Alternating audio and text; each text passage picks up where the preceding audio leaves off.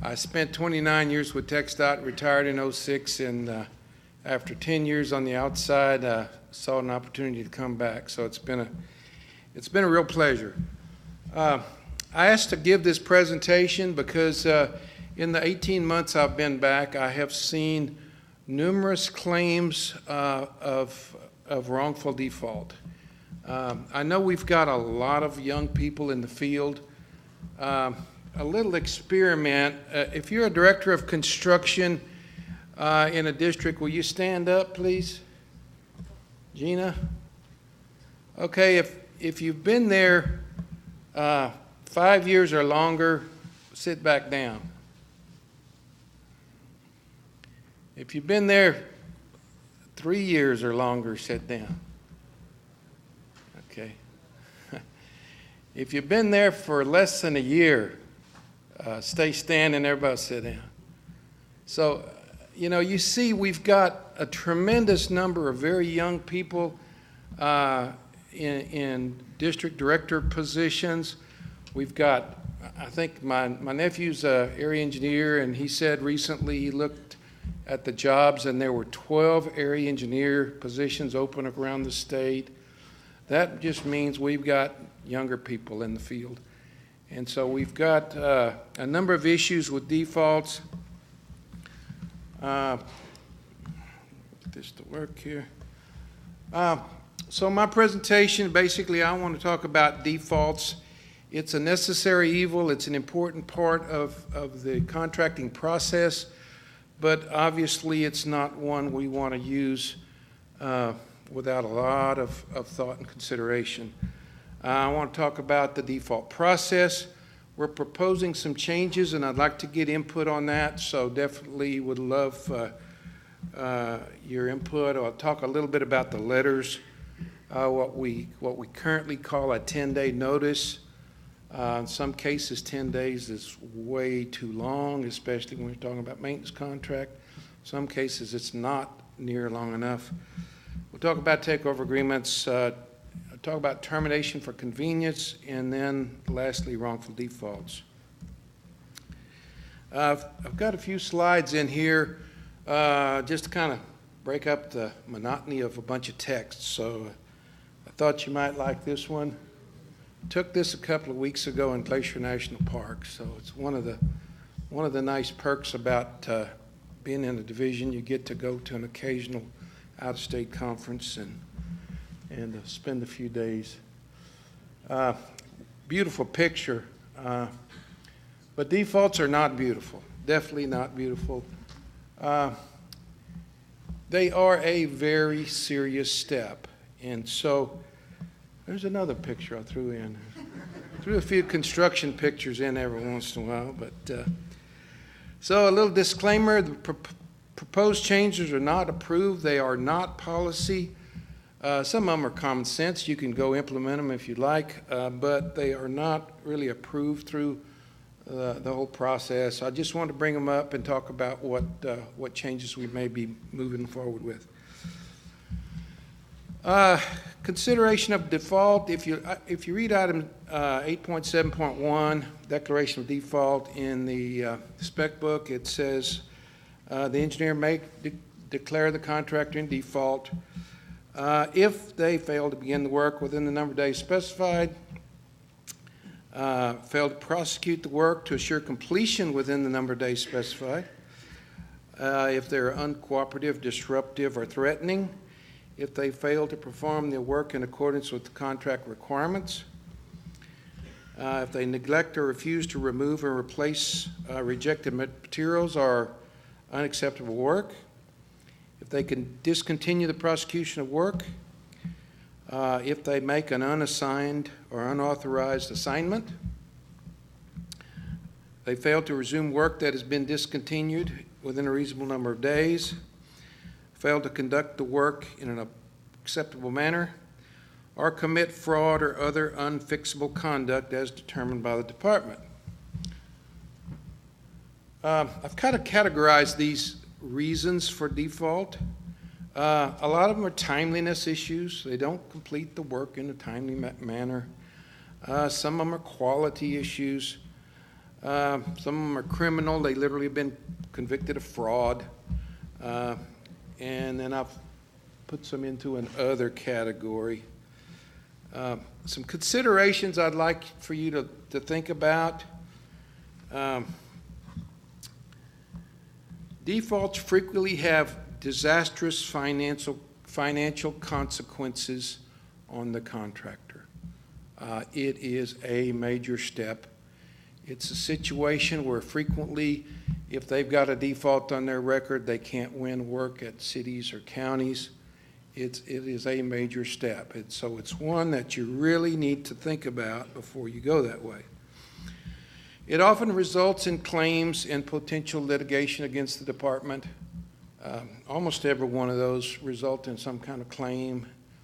And so we get to see them in construction division, and some of them are not pretty. Explore other possibilities before exercising your default rights. This is not something that we frequently do now. We could even go to the point of assisting them in some cases. But there may be some things that we could do that we could try to stop a default from happening. Remove emotion out of the process. What happens? We're too easy. We're too easy on the contractors, so we let them get by with things that we shouldn't have. But it bothers us, and so it continues on, and because we made a little concession, they kind of expect a little more, and at some point, we just get mad, and we don't want to see them anymore. Is that the time to default them? No, we've let emotions take over, and we need to really step back, get those emotions out of the process, follow the escalation ladder. You don't know how many times we've got a claim, and the claimant said, well, we asked to meet with the district engineer, but we never got to. We have got an escalation ladder for a reason, and it's really hard to process a claim when we don't use that escalation ladder. Give adequate opportunities for success. Meet with the contractor. Sounds like a pretty simple idea, but frequently we don't. Follow the standard process to the letter. We have got to follow our own rules and our own processes. Frequently we get claims of wrongful default, and we find that we didn't follow the process. So one of the things that we've got in the spec book is a notice of intent to default. That's very negative connotation. We send them a 10-day letter and say, you better get your stuff together, or we're giving you 10 days. And at that point, we've probably already decided we're going to default them. It's almost too late. So I would like to change the name to a notice to cure. We got some issues, and you're going to have to cure them, or we're going to move forward. And that's kind of standard terminology in the industry, notice to cure, but we don't use that. We say notice of intent to default. So we may change some of the wording in some of our notices. Copy the surety. Definitely the surety can put pressure on the contractor, can help them out financially sometime. They don't want this contract to go to a default any more than we do. So provide clear, reasonable criteria. Again, sounds pretty simple, but act in a timely fashion. Sometimes we send a 10-day notice, and 6 months later, we still have not acted. So if we're going to send a notice, we need to act. We need to default in a timely manner if we're going to do it. Failure to act indicates acceptance of performance. So when we send a notice and we don't act, then we've accepted that performance, and we can't go back 20 days, 30 days, 40 days later and say, well, back there in 2 months ago we sent you a 10-day notice and you didn't act, so now we're going to default you. So I like these old pictures. I throw them in there once in a while. So the existing default process, basically, you should exhaust all options before you move into default. Escalate the issues, like I've discussed. Send a notice of intent to default. Analyze the performance that you've asked them to do in that period. Was there a concerted effort by the contractor? You know, I look at it this way. We get into a meeting after we've sent them a notice, and they come in with their hat in their hand, and they agree that they haven't performed like they should have, and they're going to increase the number of resources on the project, and they're going to get back on track. And I say, let's give them another chance. If they come in and say, well, it's all y'all's fault, it's the inspector, they didn't know what they were doing, the area engineer's obviously inexperienced, that spec book is just a guide, they need to know that they can make concessions. I'd say bring the hammer down. Those are the kind of contractors that are never going to perform, and they're just trying to blame their issues on somebody else. So if the answer to number 3 is no, send the default letter. If it's yes, if they've made some concerted effort, then I think we tried to meet with them and establish a path to go forward. I'm proposing to send formal warning letters. We have something in our sanction process called a reprimand. I'm not going to call it a reprimand because that's in the rules, and the Compliance Division, along with General Counsel Division, are working on a standard sanctioning process for all TxDOT contracts, so we're all consistent. So they asked me not to use the reprimand word, but I want to call it a formal warning. And I think it's appropriate that we, when they're not performing, we've met with them, we send them something in writing saying, you're not doing your work. And you can notify them that they're behind schedule, their performance, their quality is not acceptable, the material quality is not acceptable, you've got safety concerns, their equipment's not acceptable, project management's poor, workforce are not skilled, etc. But I want to tie this formal warning into the pre-qualification process. So just some ideas. If they get multiple warnings on projects, then it may be a way to adjust their bid capacity. Have a last chance meeting before you send the notice. How many times was the contractor surprised they got a notice that they're going to be defaulted? I hope never, but have a meeting with them, escalate that meeting to the district engineer, the director of construction, call construction division, maintenance division if it's maintenance contract. And I just think if somebody comes out of Austin to this meeting, it might get their attention. So just some ideas. Communicate that the next step is a notice of intent to default, or a notice of cure, or whatever you want to call it. Use an appropriate time period.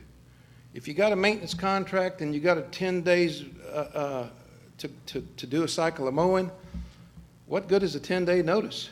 It's way too long. If it's a $150 million construction project and you send them a 10-day notice, what the hell are they going to get done in 10 days? So, we need to adjust that notice to an appropriate period of time, and we'll have to change spec book, we'll have to make some changes in our procedures, but I think that would be appropriate. Follow up in a timely manner, I already talked about. Analyze the performance during the cure period. Again, send the default letter. I'm going to propose that we move the default letter to no lower than the director of construction, director of maintenance. We've got area engineers sending default letters. We've got assistant traffic engineers sending default letters. That is a very important decision that needs to be elevated to a higher level. So, consider forming a district default review committee. You know, we need to make sure we got all our I's dotted and T's crossed.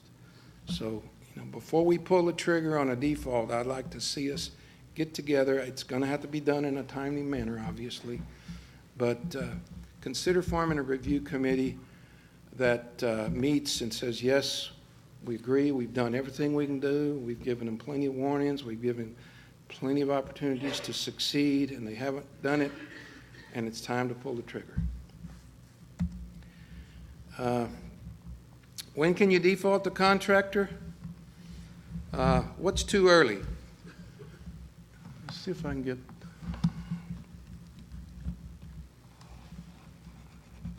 Is this going to work? No. Does this mouse work, or is there a pointer?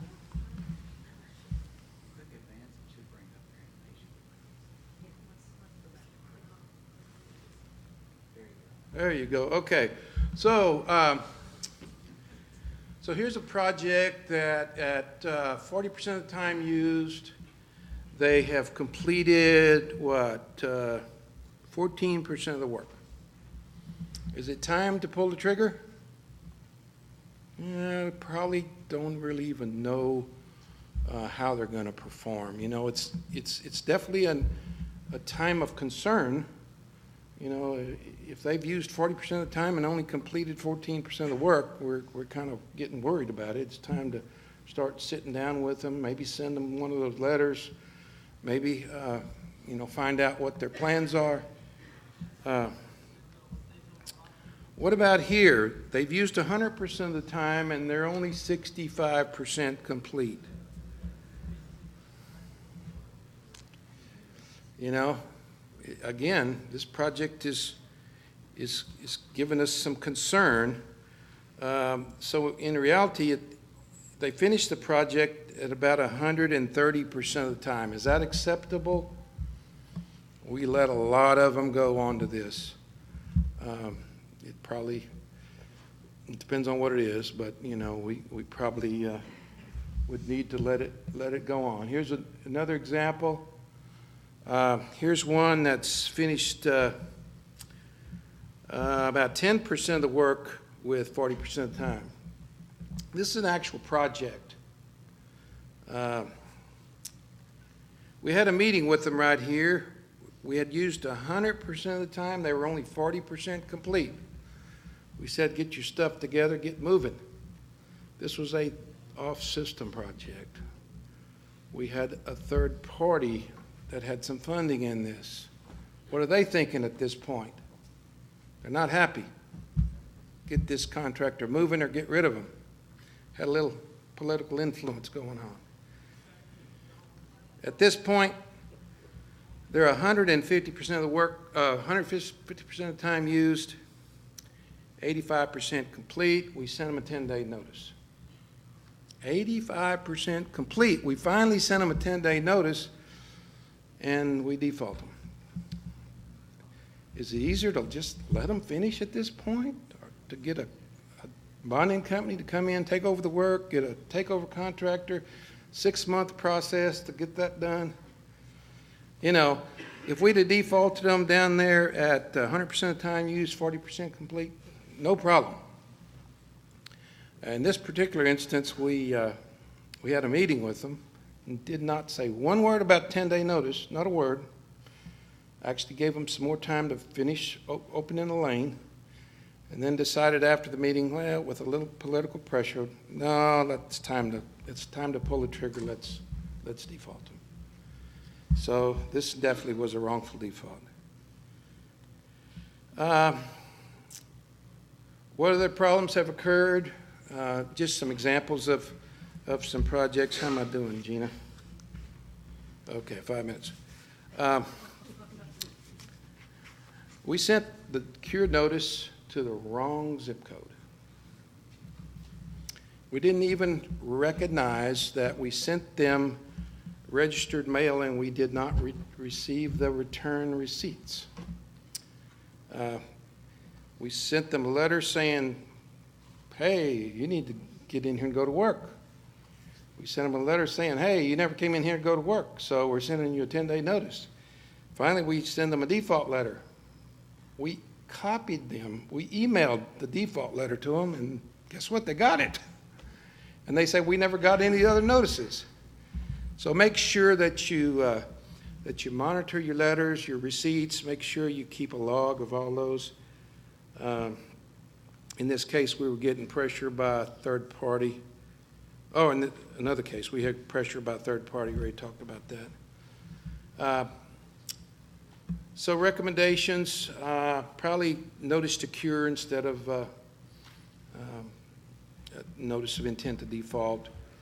Escalate things through the escalation ladder. Intent should be to salvage the project. That's what we want. That's in the best interest of TxDOT. That's the best interest of the contractor. Make sure stipulated requirements are clear and, more importantly, reasonably achievable. You know, you can't put some unreasonable requirement on them. If they're 130% of the time used already, they can't finish in the time that you gave them. So that's not a reasonable requirement. Be specific enough to provide notice for the reason to default. Set time and place for a final meeting to see if the default can be avoided. Let us review the letters. We'll be glad to do that. Do not reference issues that are not true. For example, we had one said discontinued the prosecution of work. Well, they never did. They had somebody out there every week. So don't reference things that are just not true. Same thing, default letters, some of the same recommendations. Takeover agreement. Work with us. We do a lot of them. You probably don't have many defaults, and so you probably don't do them very often. So we'll be glad to help out. They frequently take 2 to 6 months. The surety has to hire a consultant. The consultant has to figure out how much work's left. If the work that was done is even acceptable, sometimes they have to remove work. There's a lot of work to one of these takeover agreements. The surety is now the prime, and their takeover contractor is a subcontractor. We have the authority to approve or disapprove subcontractors. So if they're trying to hire the old contractor back, we can say no. Once the takeover agreement's executed, site manager will be changed to reflect the surety's name as the contractor. So our contract is now with the surety. It's not with the takeover contractor. They're just a subcontractor to the surety. Our contract's now with the surety. I missed something back there that said stop payment. When you send a default letter, you stop payment to that contractor immediately. Let us know. We'll get with finance. We'll stop payment. Even if you've processed an estimate, we can stop payment. I mean, if it hadn't been paid. So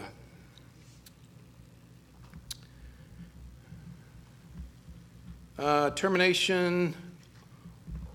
There is a termination of a contract, and we typically use it where we've got major issues, we got right-of-way issues, we got utility issues, but we might consider using it in cases where we're just not happy with the contractor. Maybe we don't want to default them.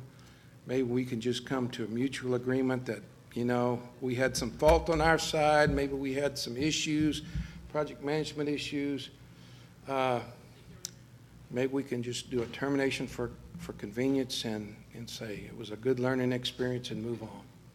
So just a thought.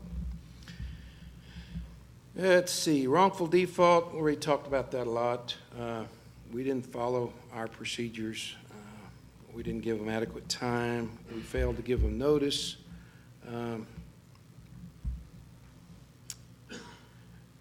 Firing a contractor is very much like firing an employee. You don't call them in one day and pat them on the back for doing a good job and then say, sorry, you're gone. So it's a progressive process. We need to give them warning. We need to go through the proper procedures and then tell them it's, you know, we gave you plenty of opportunity to succeed and you couldn't do it, so you're gone. In summary, explore other possibilities before exercising your default rights. Have a last chance meeting.